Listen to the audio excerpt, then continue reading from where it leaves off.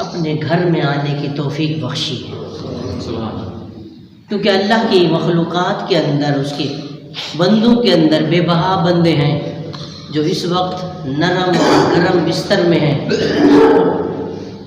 کیونکہ دو طرح کی طلب ہوتی ہے، ایک ہوتی ہے جسمانی طلب اور ایک ہوتی ہے روحانی طلب۔ جسمانی طبیعت، جسمانی طلب یہ چاہتی ہے کہ اس موسم کی نزاکت کو دیکھ کر کہ نرم گرم بستر ہو اور آرام کیا جائے، اور روحانی طبیعت یہ چاہتی ہے موسم کیسا بھی ہو، بس اللہ اور اس کے رسول کا ذکر صبح شام کیا جائے۔ اور پھر خوش قسمت ہے وہ لوگ جنہیں اللہ کے گھر سے لگاؤ رہتا ہے، وہ رب کی یاد کے لیے، رب کے نام کو لینے کے لیے، اس کے حبیب کا ذکر کرنے کے لیے اللہ کے گھر میں جمع ہو جاتے ہیں۔ اور کائنات میں اللہ رب العزت کی مخلوقات میں سب سے بہترین اور رب کے محبوب اللہ کے آخری نبی جناب حضرت محمد مصطفیٰ صلی اللہ علیہ وآلہ وسلم کی ذات اقدس ہے، کہ جس طرح اللہ بے مثل اور بے مثال ہے، اسی طرح اس کا محبوب بھی بے مثل اور بے مثال ہے۔ اور جس طرح ہر چیز کا ایک نام ہوتا ہے اور وہ نام اس کی پہچان بنتا ہے، تو اسی طرح اللہ کا بھی ذاتی نام ہے اور اس کے حبیب محمد عربی صلی اللہ علیہ وآلہ وسلم کا بھی ذاتی نام ہے۔ جس طرح پچھلے جمعے اللہ کے نام پر گفتگو ہوئی تھی کہ جس طرح اللہ کا نام اپنے نام معنی کے اندر بھی مکمل ہے، اگر اس کے نام کے ہر حرف کو جدا کیا جاتا رہے تو وہ اس کا معنی اپنی جگہ باقی رہتا ہے۔ جس طرح بات کی گئی کہ اللہ کا نام ہے، اللہ کے نام سے اگر الف کو ہٹا دیا جائے تو وہ للہ رہ جاتا ہے، للہ یعنی اللہ کے لیے۔ اگر لام کو ہٹا دیا جائے تو پھر لہو رہ جاتا ہے، جس کا معنی ہوتا ہے اس کے لیے۔ اور اگر لہو سے دوسرے لام کو بھی ہٹا دیا جائے اور صرف ہو بچتا ہے تو اس کا مطلب ہے ہو یعنی وہ اللہ، یعنی اللہ کا نام اپنے معنی کے اندر مکمل ہے، اس کے ہر حرف کو اگر جدا کیا جائے تو اس کا معنی باقی رہتا ہے۔ اسی طرح اس کے محبوب مدنی کریم آقا صلی اللہ علیہ وآلہ وسلم کا مبارک نام اسم گرامی ہے محمد صلی اللہ علیہ وآلہ وسلم۔ اس کے اندر بھی کمال ہے، یہ عظیم ایسا نام ہے کہ جس طرح اللہ کے نام کے ہر حرف کو جدا کیا جائے تو وہ معنی اپنی جگہ باقی رہتا ہے، تو محبوب کے نام کے اگر حرف کو جدا کیا جائے تو اس کا معنی بھی اپنی جگہ باقی رہتا ہے۔ اب جیسے نام محمد ہے صلی اللہ علیہ وسلم، اس نام محمد سے پہلے میم کو ہٹایا۔ محمد کے معنی ہوتے ہیں جس کی بار بار تعریف کی جائے۔ سبحان اللہ۔ کفار اور مشرکین نبی پاک صلی اللہ علیہ وآلہ وسلم سے دشمنی رکھتے تھے، آپ سے عداوت رکھتے تھے، آپ پر طرح طرح کے ظلم اور ستم کیا کرتے تھے، مگر جب بھی وہ آپ کی نعوذ باللہ برائی کرتے تو محمد کہتے۔ تو ایک دن انہوں نے بیٹھ کر سوچا ہم کرتے برائی ہیں اور جب نام لیتے ہیں تو لیتے ہیں محمد، یعنی جس کی بار بار تعریف کی جائے۔ تو انہوں نے ایک پروگرام یہ بنایا کہ اب جب ہم برائی کیا کریں گے تو محمد نہیں کہا کریں گے بلکہ مذمم کہیں گے۔ اللہ اکبر۔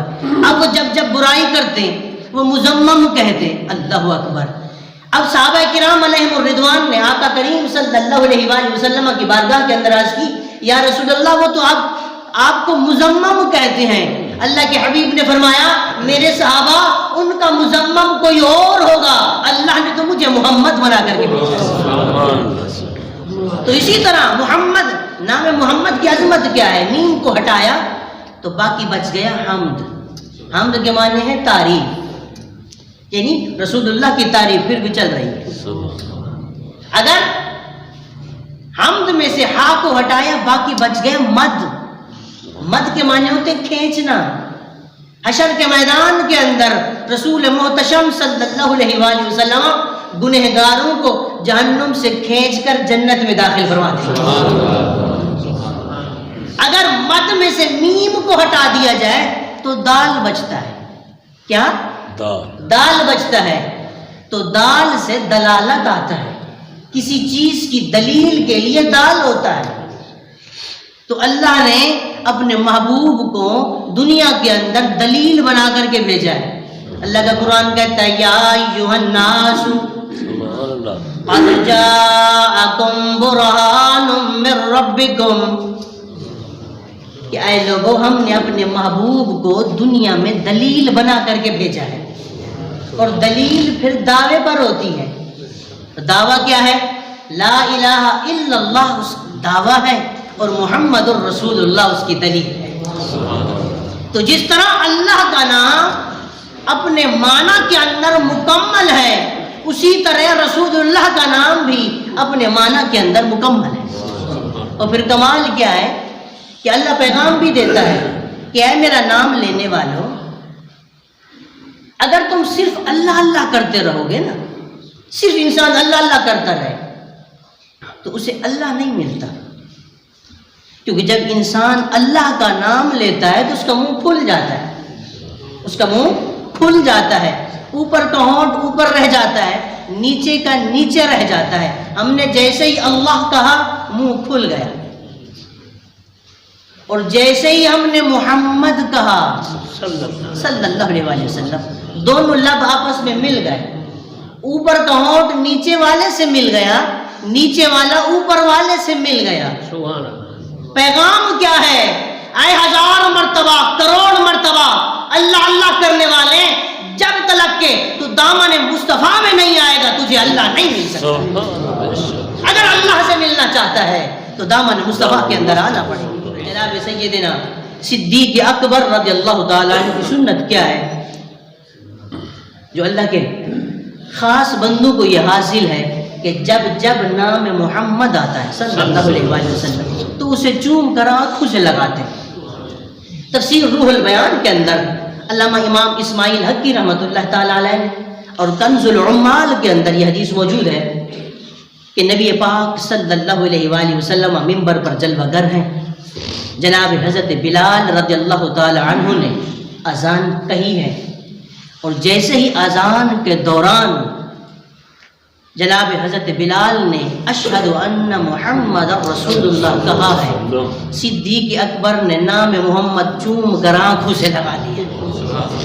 جیسے ہی اذان ختم ہوتی ہے اللہ کے حبیب فرماتے ہیں صحابہ سے، اے میرے صحابہ، میرے صدیق نے جو عمل کیا ہے اگر کوئی شخص یہی عمل کرے گا، یعنی نام اذان کے اندر میرے نام کو چوم کر کے آنکھوں سے لگائے گا، اللہ کریم اس کے گناہوں کو معاف فرما دے گا.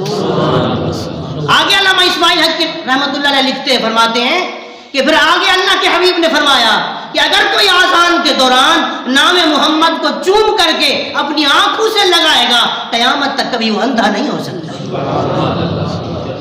تو پھر محبوب کا فرمان ہے کہ اگر کوئی شخص اپنے بچے کا نام میری محبت میں اور برکت حاصل کرنے کے لیے اپنے بچے کا نام محمد رکھتا ہے، اللہ کریم کل قیامت کے دن اس نام رکھنے کی برکت کی وجہ سے ان دونوں کو جنت عطا فرما دے. اور دوسری حدیث کے اندر آتا ہے کہ حشر کا میدان ہوگا، ہر کوئی پریشان ہوگا. دو لوگوں کو نبی پاک صلی اللہ علیہ وآلہ وسلم کے فرمان کے مطابق دو لوگوں کو اللہ کے سامنے کھڑا کیا جائے گا حساب و کتاب کے لیے، کہ ان کا حساب و کتاب ہو. حدیث کے اندر آتا ہے، علماء فرماتے ہیں ابھی ان کا حساب نہیں ہوگا، ان کے دفتر نہیں کھلیں گے، ان کے اعمال نامے تولنے کا وقت نہیں آیا ہوگا. اللہ رب العزت ارشاد فرمائے گا فرشتوں سے، اے فرشتوں ان دونوں کو جنت میں داخل کر دو. وہ عرض کریں گے یا اللہ ہمارے پاس تو کوئی ایسے اعمال نہیں تھے، ہمارے پاس تو اعمال کا ایسا ذخیرہ نہیں تھا کہ ہمیں جنت ملتی. تو اللہ فرمائے گا میرے بندو وجہ یہ ہے کہ میں نے اپنے آپ پر اس بات کو لازم کر رکھا ہے کہ جس نے اپنے نام کے ساتھ محمد یا احمد لگا رکھا ہوگا میں اللہ اسے جنت عطا فرماؤں گا. اور یہی وجہ ہے نا، حدیث کے اندر آتا ہے کہ بنی اسرائیل کے اندر ایک شخص بڑا گنہگار ہے. ایک روایت کے مطابق 100 سال تک اس نے گناہ کیے ہیں. دوسری روایت کے مطابق اس نے 200 سال تک گناہ کیے. اب جب وہ مر گیا، اس کے علاقے والوں نے اسے اٹھایا اور کچرے کے ڈھیر پر پھینک دیا. اتنا گنہگار تھا وہ، سارے معاشرے کو اس نے پریشان کر رکھا تھا. اس کے گناہوں کی نحوست کی وجہ سے سب پریشان تھے. اسے اٹھایا، بجائے دفنانے کے، بجائے کفنانے کے، انہوں نے اسے اٹھا کر کے کچرے کے ڈھیر پر پھینک دیا. کہ اتنا گنہگار بندہ ہے، یہ جنازے کے لائق ہی نہیں ہے. اتنا گنہگار بندہ ہے، یہ کفنانے دفنانے کے لائق ہی نہیں ہے. اسے غسل دینے کی ضرورت ہی نہیں ہے. جو 200 سال سے رب کی نافرمانی کر رہا ہے، یہ کچرے کے ڈھیر کا حقدار ہے، یہ گندگی کا حقدار ہے. بندوں نے اٹھایا، کچرے کے ڈھیر پر پھینک دیا. اللہ. مگر رب کریم کی طرف سے پیغام آتا ہے جناب حضرت موسیٰ علیہ نبی جنا علیہ الصلوۃ والتسلیم کی طرف. اللہ فرماتا ہے میرے کلیم، میرے موسیٰ، میرا ایک نیکوکار بندہ مر گیا ہے. لوگوں نے اسے اٹھا کر کے کچرے کے ڈھیر پر پھینک دیا ہے. تم جاؤ، جا کر کے اسے اٹھاؤ، اس کو نہلاؤ، اس کو کفناؤ اور دفناؤ، یہ اہتمام کرو. جناب حضرت موسیٰ علیہ السلام جب تشریف لے گئے، دیکھا تو یہ تو وہی شخص ہے جو 200 سال سے مسلسل اللہ کی نافرمانی کر رہا ہے، گناہ پہ گناہ کر رہا ہے. جناب موسیٰ علیہ السلام نے رب کے حکم کی تعمیل کے اندر اسے کچرے کے ڈھیر سے اٹھایا، غسل دیا، کفن دیا، دفنا دیا، پھر رب کے حضور حاضر ہو گئے. یا اللہ، دنیا تو اسے برا سمجھتی رہی، دنیا تو اسے گنہگار سمجھتی رہی، اور یہ 200 سال تک گناہ کرتا رہا. اس کے گناہوں سے سب واقف ہیں. مولا، تو نے اس پر کس طرح کرم کر دیا؟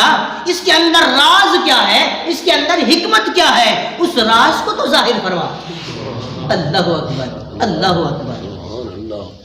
تو اللہ رب العزت نے ارشاد فرمایا، میرے پیارے کلیم، مانا کہ یہ گنہگار تھا، 200 سال تلک اس نے گناہ کیے ہیں، مگر جب جب تجھ پر نازل ہونے والی کتاب تورات مقدس کو کھولتا تھا، اسے پڑھتا تھا، اس تورات کے اندر میرے آخری نبی محمد عربی صلی اللہ علیہ وآلہ وسلم کا نام آتا تھا. یہ محبت سے جھوم جاتا تھا، اس نام کو چوم کر اپنی آنکھوں سے لگاتا تھا. بس میں نے اس محبوب کی محبت کی وجہ سے، نام محمد کا ادب کرنے کی وجہ سے، نام محمد سے پیار کرنے کی وجہ سے، میں نے اس کے 200 سال کے گناہوں کو معاف فرما کر کے اسے جنت کا